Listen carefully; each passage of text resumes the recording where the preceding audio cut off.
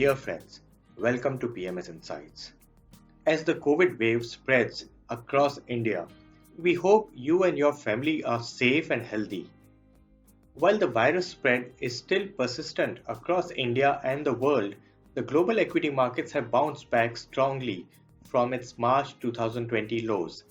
The Nifty index, which has bounced back 40% from March 2020 lows, has still underperformed global markets, with MSCI World Index trading close to all-time highs, led by elevated liquidity measures and global recovery in economic activity. Even in India, which has been marred by widespread COVID infections and a series of lockdowns, there have been green shoots, with many economic indicators indicating higher level of activity, especially in the rural areas. The data from CMIE shows a sharp drop in unemployment rates from around 22% in April-May to as low as 10% in the first week of July. The government support in terms of Manrega scheme and PM Garib Kalyan Yojana to the rural areas is expected to prop up the economy in this downturn. The key message here is to remain invested in good businesses even in times of uncertainty, as markets moves tend to be extreme and sharp, which might not be a true reflection of the underlying fundamentals. Even after this rally, we find value in companies including mid-cap names, which could deliver strong returns over the next 2 to 3 years.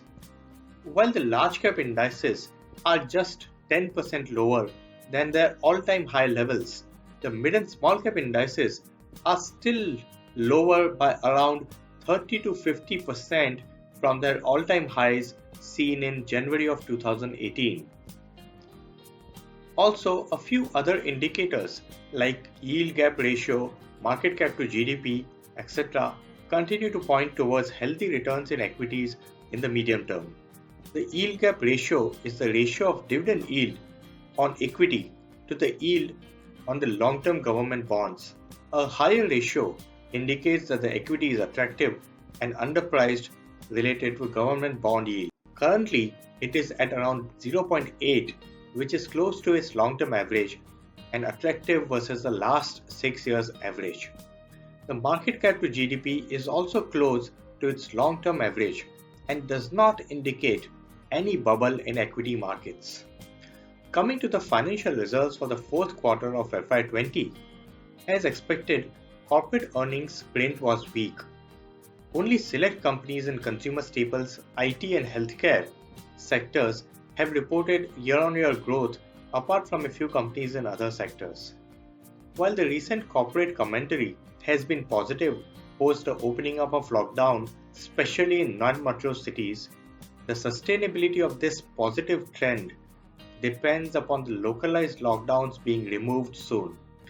Nifty Next 100 portfolio companies delivered mostly in-line results, with earnings hit ratio coming in at 77%, which means 77% of companies delivered results either above or in line with estimates, while 23% companies missed estimates. Average EBITDA growth for the portfolio was around 2%, while for the benchmark it was minus 18%. We are positive on the insurance space within the financial sector, as awareness on the importance of health and life insurance improves, spurred by ongoing pandemic, which may lead to improved penetration and higher demand. Low-ticket consumer discretionary items and consumer staples are expected to do well as people stock up on essentials and spend on daily necessities. Select companies in the pharmaceutical space are also expected to do well, as the price erosion in the US has stemmed and the demand prospects both for US and Indian pharma markets look decent. Cement space continues to have the benefit of resilient demand, pricing discipline, cash flows, cost advantages and reasonable valuations. Our portfolios are appropriately positioned in these sectors.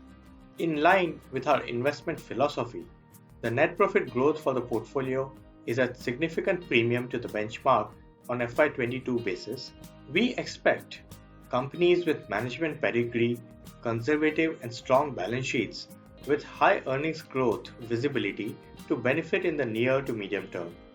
While the near-term business environment is reliant on the discovery of vaccine for COVID and how fast the economy bounces back, the long-term growth story of India remains intact. Thank you.